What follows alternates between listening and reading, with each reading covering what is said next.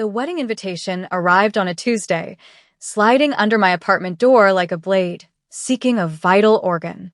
Cream cardstock, gold embossing, and my sister's looping handwriting announcing her marriage to Kyle. My Kyle. The man I had spent 3 years building a life with, supporting him through business school, only for him to decide he wanted my sister instead. I stood in my cramped studio apartment, the envelope trembling in my hands. I wondered how a person could feel so hollow and yet so heavy at the same time. The radiator clanked and hissed, struggling against the February cold that seeped through the single-pane windows.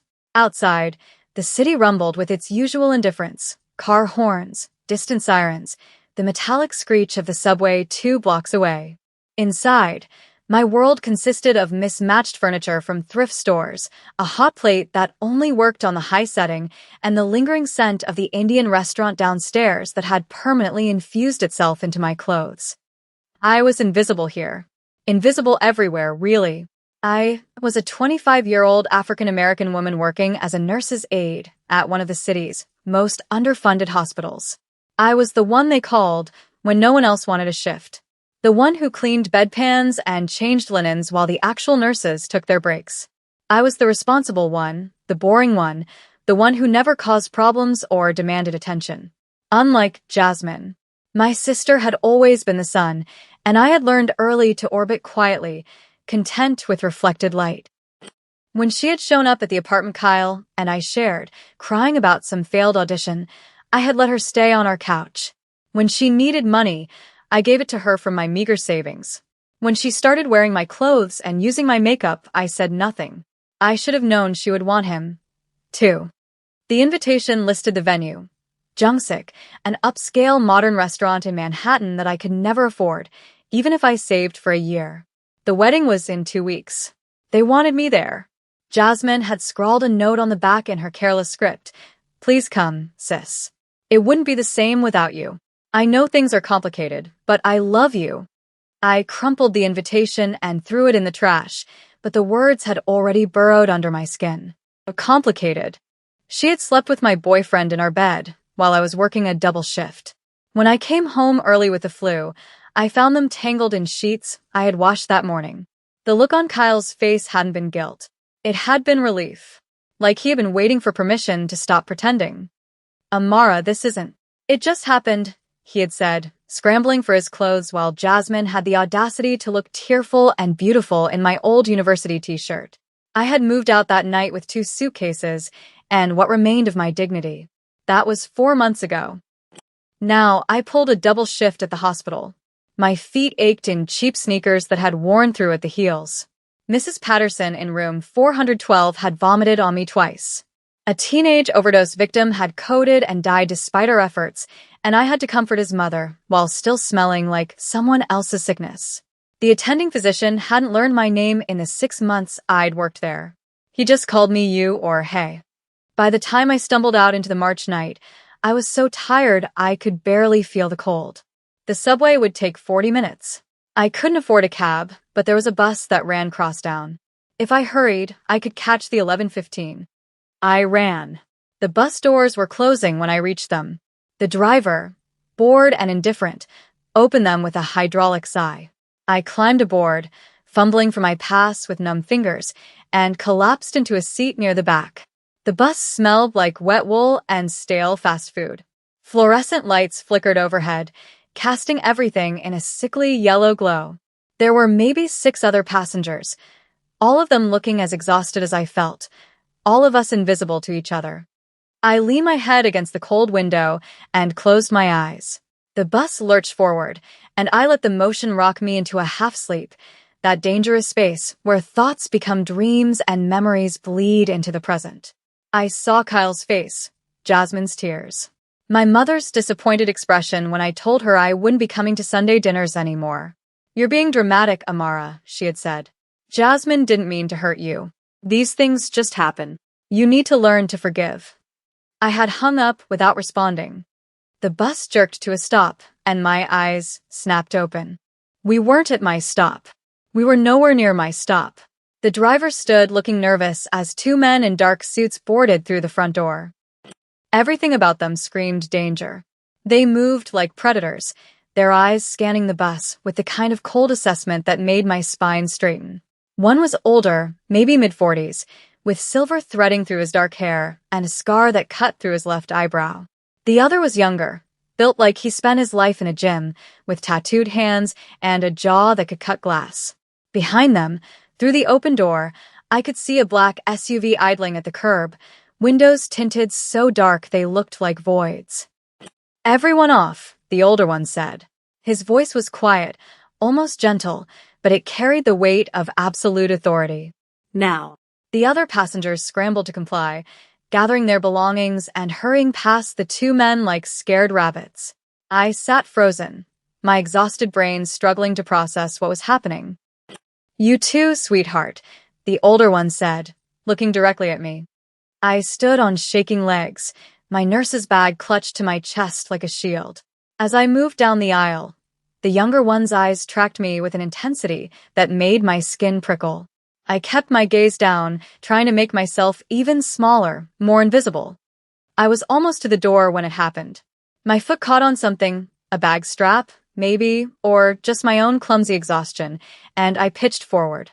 My bag went flying, its contents scattering across the bus floor: tampons, a half-eaten granola bar, my ancient iPod, my work badge, and, mortifyingly, the crumpled wedding invitation that I had apparently shoved into my bag instead of leaving it in the trash. I hit the floor hard, palms stinging, face burning with humiliation. "Damn it," I muttered, scrambling to gather my things before these dangerous men lost patience. But then there were hands on my arms, strong, careful hands helping me up. "Easy," a voice said. It wasn't the older man or the younger one. It was someone else entirely. I looked up, and the world tilted. He was older than me, perhaps early 40s, and devastatingly handsome in a severe, commanding way. His hair was jet black, swept back from a face that seemed carved from marble. High, sharp cheekbones, monolid eyes that held a depth of intelligence and ruthlessness, and a mouth that looked like it rarely smiled. He was Korean, and he radiated a power that made the air in the bus feel thin. He wore a bespoke black Mafia suit that fit his broad shoulders perfectly, and a crisp white collared shirt open at the neck, revealing smooth, tan skin. The scent of him hit me like a wave: sandalwood, expensive tobacco, and something cold like winter rain. "Are you hurt?" he asked. His voice was deep, resonant, and accented with a precise, elegant cadence. "I'm fine," I managed, my voice coming out smaller than I intended. "I'm sorry." "I didn't mean to." "Collecting her things, June," he said, cutting me off. The younger man immediately crouched to gather my scattered belongings. I watched in stunned silence as this dangerous-looking man carefully picked up my tampons and granola bar and work badge without a trace of judgment. He even smoothed out the crumpled wedding invitation before placing everything back into my bag. The powerful man, clearly the leader, clearly a Korean mafia boss, still hadn't let go of my arms. His eyes, dark as obsidian, were studying my face with an intensity that made my breath catch. "What is your name?" he asked. I should have lied. Every instinct I possessed screamed at me to lie, to run. "Amara," I whispered instead. Something flickered in his dark eyes. Recognition. "Amara," he repeated, testing the weight of it. "You work at Mount Sinai?" He had seen my badge. "Yes." "Night shift?" "Yes." "And you take the bus home alone at midnight?" There was something dangerous in his tone now. "I can't afford anything else," I said, hating how defensive I sounded. His jaw tightened. "That changes tonight. June, take her home." "What?" "No, I can't." "You can, and you will." His voice went from velvet to steel. "Do you have any idea what kind of neighborhood you are about to walk through at this hour? Looking like that." "Looking like what?" "Like a tired, invisible nobody." He didn't answer. He just stood there, his grip firm but not painful. "I don't even know you," I said weakly. His mouth curved then, just slightly. It wasn't quite a smile. It was something darker, more possessive. "No," he agreed. "Not yet." June handed me my bag. The Korean mafia boss watched me, and I felt trapped, not by force, but by the sheer weight of his attention. The SUV or the bus, Samara, he said softly. Choose. I looked at the empty bus, at the nervous driver who wouldn't meet my eyes, and then at the warm, expensive-looking SUV. I thought about my tiny apartment, the long walk, the shadows between streetlights. The SUV, I whispered. Good girl. The words sent a shiver down my spine. We moved to the vehicle. The interior was all black leather and tinted windows. I slid into the back seat, and the man in the black Mafia suit climbed in beside me. Close enough that I could feel his heat, far enough that we weren't touching. Where do you live? He asked. I gave him my address. He spoke in rapid Korean to the driver, who nodded. Then those dark eyes were back on me. He shrugged out of his suit jacket and draped it over my shoulders. It was heavy, warm, and smelled intoxicatingly of him. Thank you, I murmured. My name is Minho, he said unexpectedly. Kang Minho. I nodded, clutching his jacket. When we pulled up to my building, he looked at the dilapidated entrance with disdain. 5th floor, I said. No elevator. Criminal, he murmured. As I climbed out, he rolled down his window. Amara, he said. That invitation in your bag. The wedding. My stomach dropped. How did you? Don't go, he said. It wasn't a suggestion. Whatever they are to you, whoever he is, you are worth more than crawling back to witness their happiness. The window rolled up, and the SUV pulled away, leaving me standing in the cold with questions I couldn't answer. I didn't sleep that night. I sat on my threadbare couch with his jacket draped across my lap, turning the business card he had slipped into the pocket over and over. Kong Industries. And a personal number. The next morning, I received a text from my supervisor. Someone made a generous donation to the hospital. You're covered for the week with full pay. Rest. My hands went numb. I knew exactly who had done this. I spent the morning cleaning, trying to keep my mind off the impossible situation. By 2 p.m., there was a knock at my door.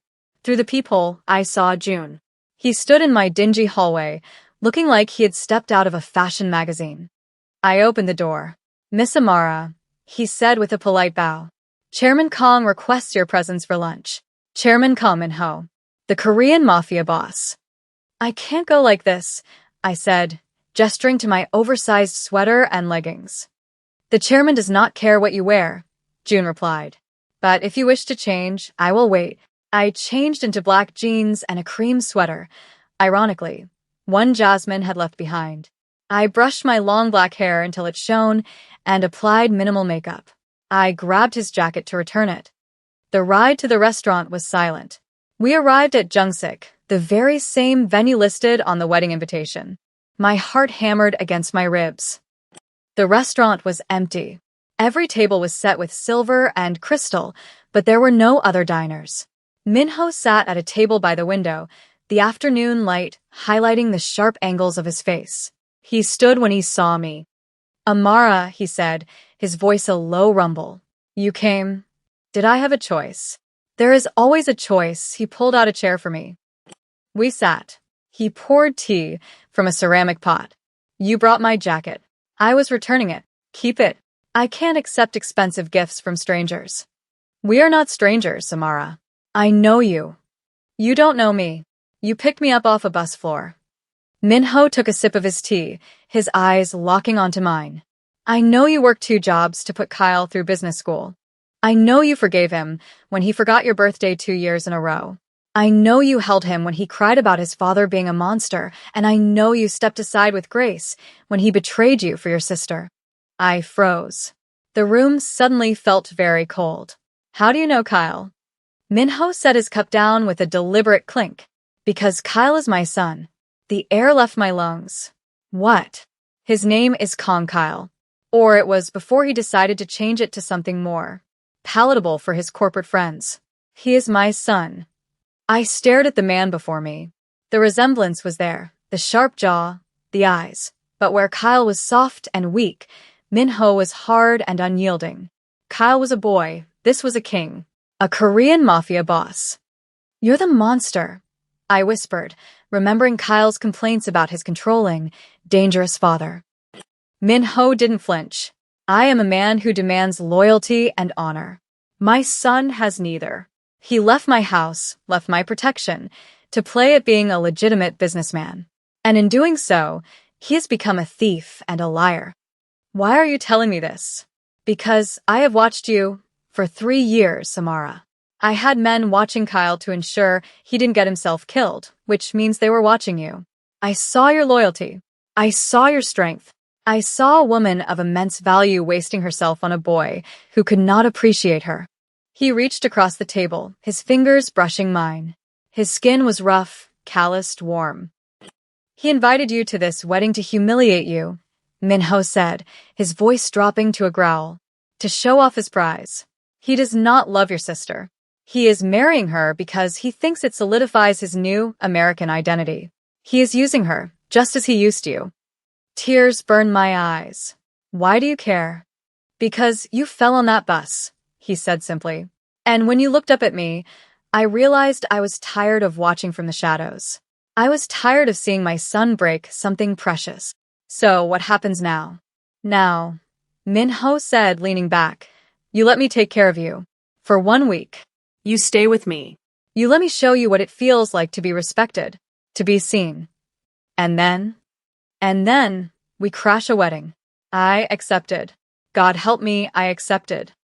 I moved into his penthouse loft in Brooklyn that evening. It was a fortress of glass and steel, overlooking the skyline. Minho gave me a room with a view that made me weep and a closet filled with clothes in my size, rich fabrics, vibrant colors that complemented my dark skin, silk pajamas, cashmere coats. How? I asked, running my hand over an emerald green dress. I pay attention, was all he said.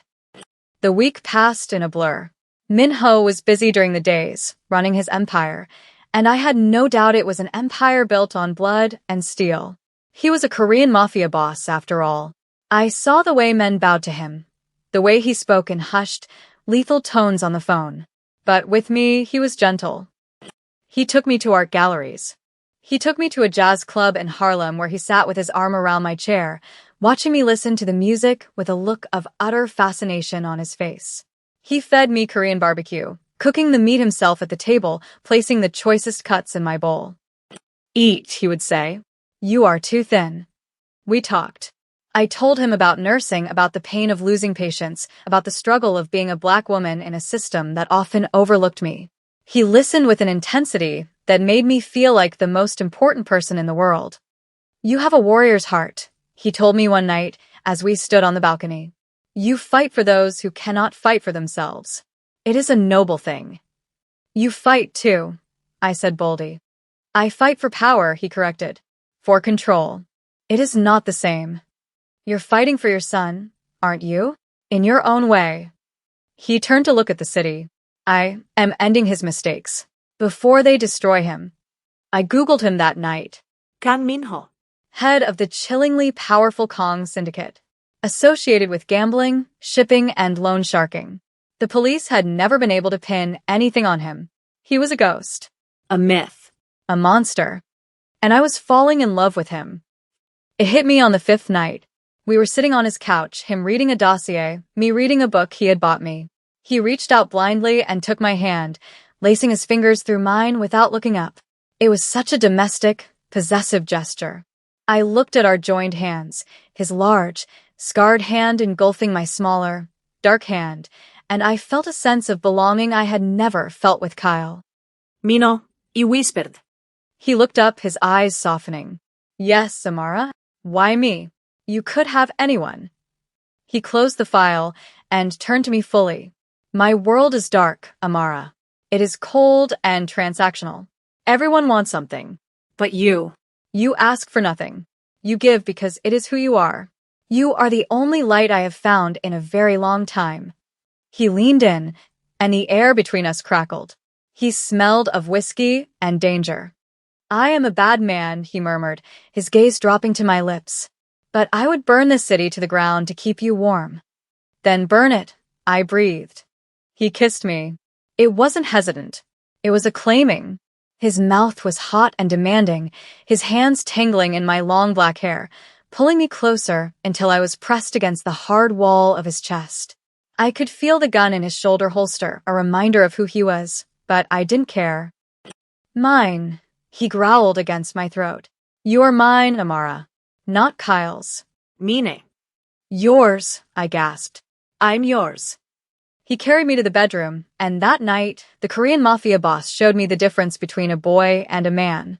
He worshipped my body, praising every inch of my dark skin, making me feel beautiful, powerful, and cherished. The morning of the wedding arrived with gray skies. I woke up wrapped in Minho's arms. Today, he said, kissing my shoulder. I'm nervous. Do not be. You are with me. He had a dress waiting for me. It was red, blood red, deep and vibrant. A structured bodice that showcased my curves and a slit that went up to my thigh. In my culture, red is for brides, he said, adjusting the strap. But today it is for war. He dressed in his signature black Mafia suit, but he added a blood-red pocket square to match my dress. He looked terrifying. He looked magnificent. We took the vintage Rolls-Royce. As we drove toward Jungsik, Minho held my hand. Kyle has been laundering money through his firm, Minho said calmly. He thinks he is clever. He is stealing from my associates to pay for his lifestyle, to pay for this wedding. My eyes widened. What are you going to do? I am going to take back what is mine. All of it. We arrived. The valet opened the door, and Minho stepped out. He extended a hand to me. I took it, and we walked into the lion's den. The restaurant was full. Jasmine's friends, Kyle's corporate colleagues, my mother. They were all sipping champagne, waiting for the ceremony to begin. When we walked in, the room fell silent. It started as a ripple and became a wave. People stared. They stared at Minho, whose presence was suffocatingly powerful. And they stared at me, the invisible Amara, wearing a dress that cost more than their cars, looking like a queen on the arm of a devil. I saw my mother drop her glass. It shattered, the sound echoing in the silence. Then I saw them. Kyle and Jasmine stood near the altar. Kyle looked pale, sweating in his tuxedo. Jasmine looked beautiful, but confused. Dad. Kyle's voice cracked. It was the voice of a scared child. Minho didn't stop walking until we were front and center. He looked at his son with cold disappointment. You invited her, Minho said, his voice projecting without effort. You invited the woman you betrayed to watch you celebrate your treachery. You thought she was weak. You thought she would come here to beg or to cry. Kyle took a step back. Dad, what are you doing here? This is my wedding. Is it? Minho asked. Paid for with money you stole from the erratic accounts of the Zhang family? Money you laundered through your firm? The crowd gasped. Kyle turned a ghostly white. Dad, please. Not here. You wanted to be a man, Kyle, Minho said, stepping closer. You wanted to leave my shadow. But you only proved that you are nothing without me. You have no honor. You cheat on your women. You steal from your partners. Minho turned to Jasmine. He is broke, he told her flatly. And he is under investigation by the FBI, thanks to an anonymous tip I submitted this morning. They are waiting outside. Jasmine looked from Minho to Kyle. Kyle, is this true? Kyle was shaking. I can fix it. Dad, help me. I am helping you, Minho said. I am teaching you a lesson. He turned his back on his son and looked at me. The room held its breath. You threw away a diamond, Minho said to Kyle, his hand sliding around my waist. You treated her like glass. You did not see her worth. He pulled me against him, his dark eyes blazing with possession. But I do. She is not your ex-girlfriend anymore, Kyle. She is the future Mrs. Kong. Shock rippled through the room. I looked up at him, my heart hammering. He hadn't asked me yet, not officially, but the promise was there in his eyes. We are leaving, Minho announced. The FBI will be in shortly to collect the groom. He guided me toward the exit. My mother stepped forward, her mouth opening and closing like a fish. Amara? Amara, wait. I paused. I looked at my mother, who had told me to forgive and forget. I looked at Jasmine, who was realizing her fairy tale was a nightmare. I looked at Kyle, who was sobbing as sirens began to wail in the distance. Then I looked at Minho, my Korean Mafia boss, the man who saw me. "Goodbye, Mom," I said. We walked out of the restaurant and into the cool afternoon air. The FBI agents were rushing in, but they gave Minho a wide berth. He was untouchable. We got back into the car. As the door closed, shutting out the chaos, Minho pulled me into his lap. "Did I overdo it?" he asked, a smirk playing on his lips. "You destroyed the wedding, arrested the groom, and terrified my family," I said, tracing the line of his jaw. "It was perfect." He kissed me, deep and slow. "Marry me, Amara. For real." "Is that a command, Chairman Kong?" "It is a plea," he whispered against my lips. "Be mine. Rule with me." "Yes," I said. "Yes." Everything collapsed back there in that restaurant. My old life, my sister's schemes, my ex's lies. But here, in the arms of the most dangerous man in the city, my life was just beginning.